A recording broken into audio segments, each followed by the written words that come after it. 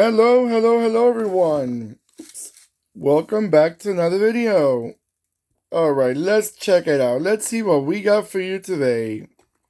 There it goes. Well, we got another Japanese car in the house. We have a 143 scale Datsun 200L Laurel.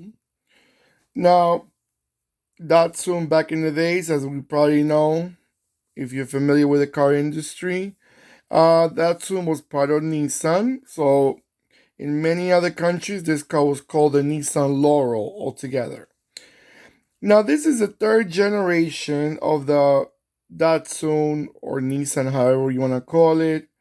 The first generation came out in 1968, the second generation in 1972, and this generation is the third generation, which it came out from 1977 until 1980. Engine-wise, they had 4 cylinders and 6 cylinders, 1.8 and a 2.0 for the 4 cylinders. And for the 6 cylinders, it had a 2.0, 2.4, and a 2.8. And it had also a diesel engine, 2.0, for people that rather drive a diesel car. Now, transmission-wise, it had a 4-speed, a 3, a 4, and a 5-speed manual. I guess depending on the model that you buy and how much you're paying for it, you get the better transmission. Or you can choose for a 3-speed automatic. Surprisingly, I have to mention something about Japanese cars. I've noticed that even in Japan, I thought that mostly was North America, by meaning USA and Canada, that were more inclined towards automatic than stick shift or manual.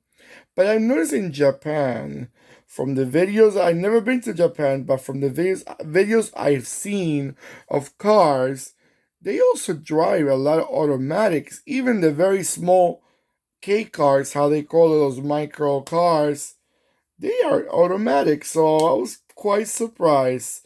I guess because there's a lot of traffic in some certain cities in Japan, they're very overcrowded.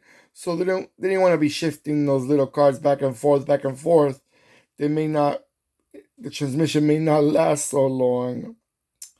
But yeah, so basically this model here ran for 3 years only, and it came out as a 4-door sedan, a 4-door hardtop, which I'm not really sure what they mean by that, and a 2-door hardtop. So you had different options to choose from. Now this model here, it's not a diecast, it's a resin.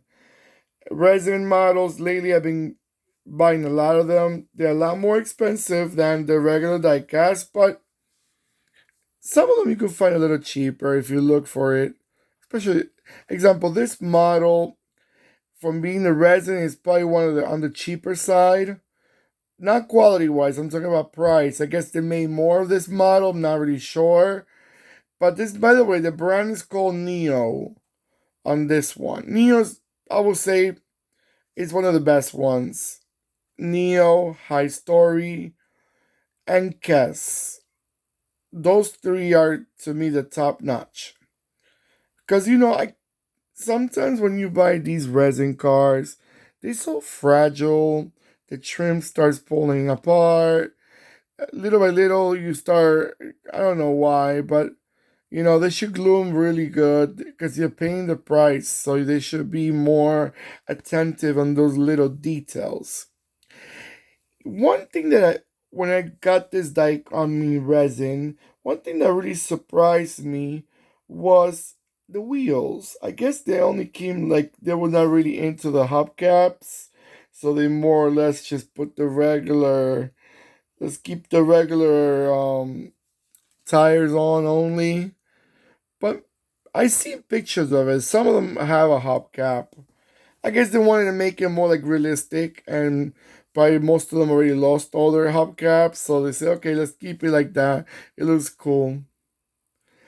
Alright guys, so I'm gonna let it go around a few times and I'll be right back.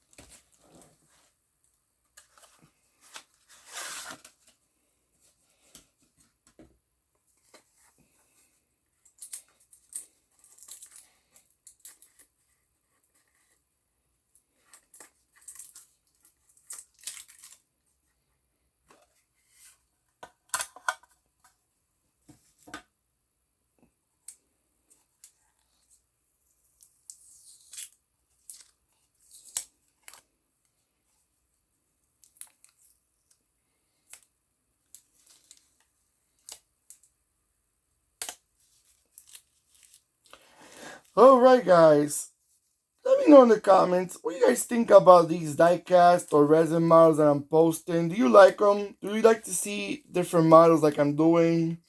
Or you rather see just a specific type? I'm gonna keep putting all different types of models. It's gonna be the truth. But I want to hear from you guys. What you guys like to see?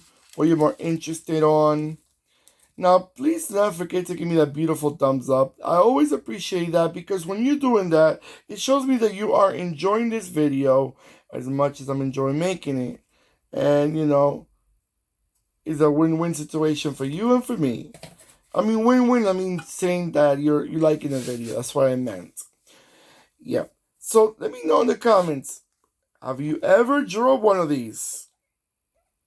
Have you ever seen them in person? Unfortunately, I haven't. And if I did, I do not recall it. It's not a model that stands out a lot, like look wise. Even to be truthful, if I didn't know the brand and I wasn't sure what model is it, I would have probably never said Datsun or Nissan. Because, for some reason in my mind, when we talk about classic Japanese cars, we usually remember the old and small little cars they had, like the little Nissan Micra or the Hatsu Mira or the Hatsu Quade, Subaru Rex. But those small cars, they're not. This one looks like it's a bigger car, like it could really compete with other larger models, especially the American models. And I think this model was sold in North America. I just cannot recall seeing one of them.